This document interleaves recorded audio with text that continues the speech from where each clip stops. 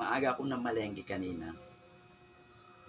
Wala akong maisip kundi total madalang naman ako magluto ng ginataang hipon na may kalabasa tsaka sitaw.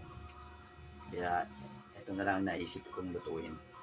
At pinatniran ko na rin ang 2 pirasong galunggong para meron tayong pandagdag sa ulam. Kapag hugas na ako ng aking kamay, meron tayong sausawan na kalamansi at saka sili. Tara, sabayan niyo akong kumain.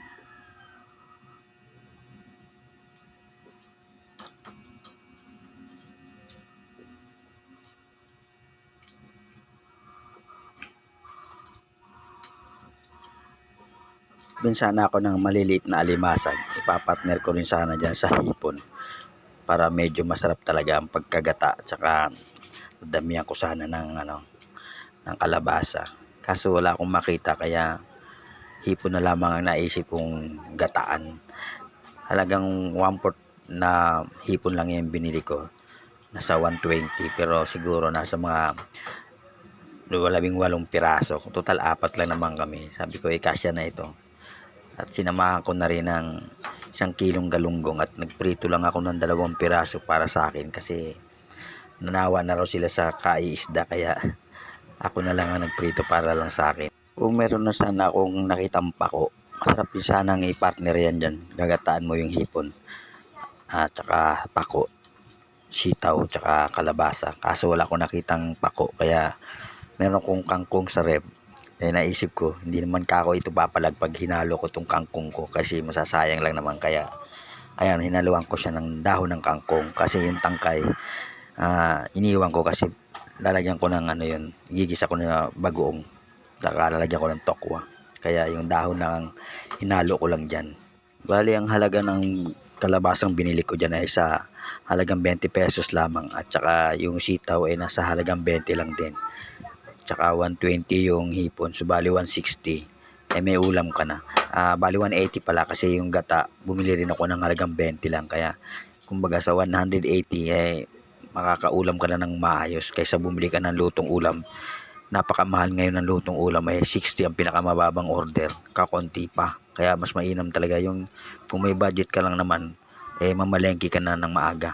The best talaga yung mamalengke ka ng maaga kasi kumbaga machichimpuan mo pa na kalalatag lang ng mga bilihin tulad ng mga isda makakatsimpo ka pa ng mga sariwa pa talaga.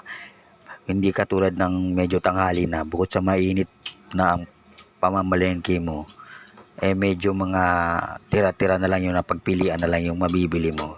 Kung minsan nga mga tumpok-tumpok na lang talaga namang bumibili rin ako ng mga isdang tumpok-tumpok para sa mga alaga ko nga pusa kasi kumbaga mas makakamura ako kaysa magdidilata sila kasi minsan nakakatsamba ako ng sa isang tumpok mga 50 pesos talagang maghapon na rin nila goods pa kaso lang talagang kumbaga medyo nadadaganan tsaka pinagpipilian na lang talaga nila yon na yung iba kasi bumibili pa rin talaga no medyo tinotoasted lang nila ako para lang talaga sa alaga ko kasi mas magastos pagka binibilang ko sila ng dila-dilata, isang kainan lang nila.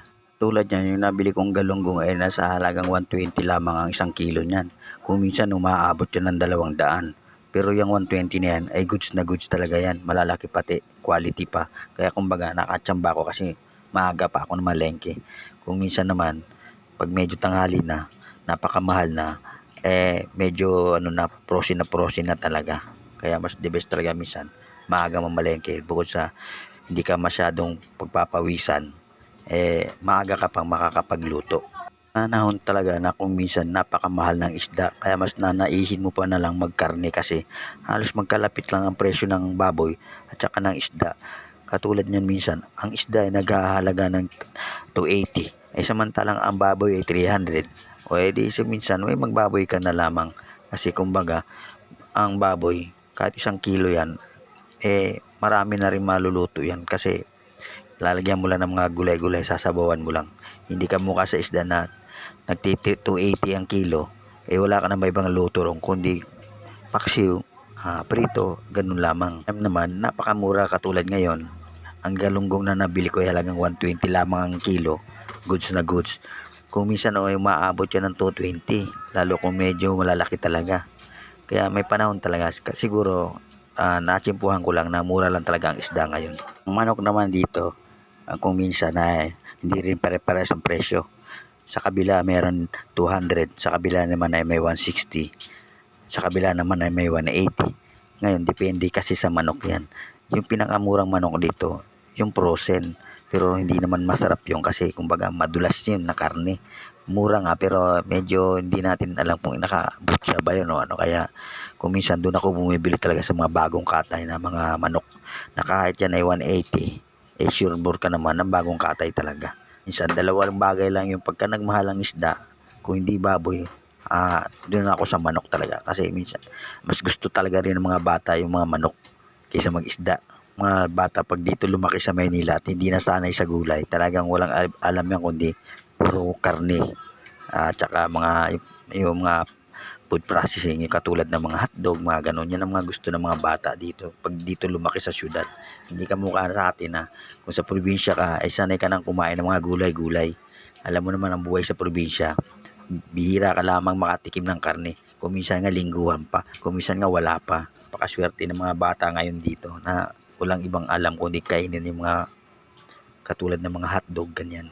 Time naman na pag nagulay ako ay ayaw din nila kasi meron lang silang gulay na gusto katulad ng mga parang mga repolyo, pero yung mga gulay na mga gulay bukid ayaw nila. Ako at may sahog na halimbawa ay isda o sabaw, yun lang kinukuha nila. Kaya ang guys, thank you guys for watching. Bye bye.